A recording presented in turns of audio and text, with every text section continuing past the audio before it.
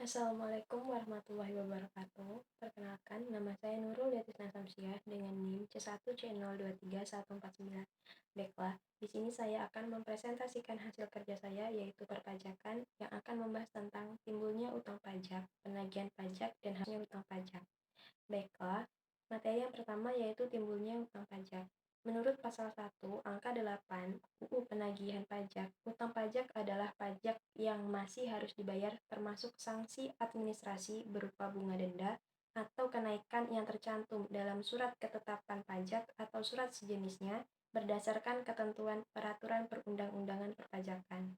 Selanjutnya, timbulnya utang pajak mempunyai peranan yang sangat penting karena berkaitan dengan 1. Pembayaran pajak, 2. Memasukkan surat keberatan, 3. Menentukan saat dimulai dan berakhirnya jangka waktu daluarsa, 4. Menerbitkan surat ketetapan pajak kurang bayar, surat ketetapan pajak kurang bayar tambahan, dan sebagaimana, dan 5. Menentukan besarnya denda maupun sanksi administrasi lainnya.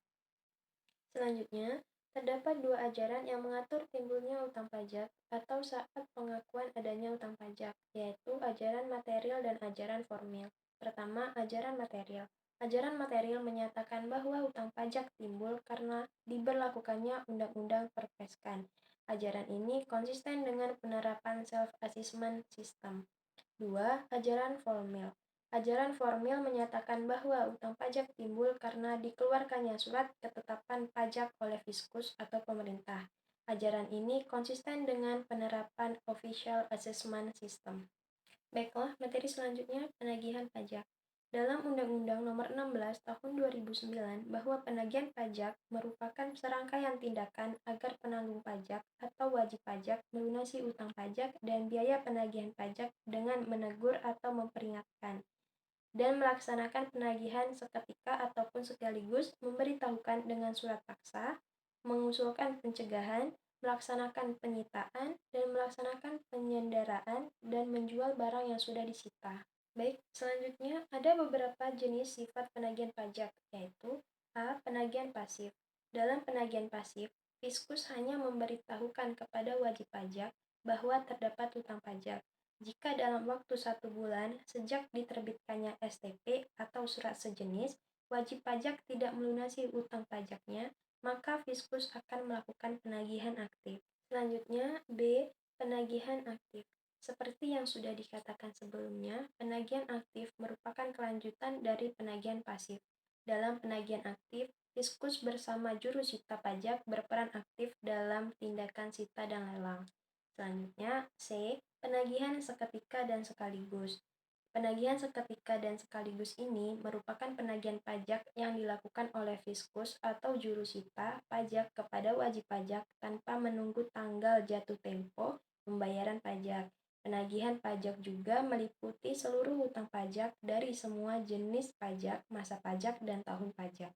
Selanjutnya, menurut Maulidia 2018, ada beberapa tindakan atau langkah yang dilakukan juru sita pajak dalam melakukan penagihan pajak.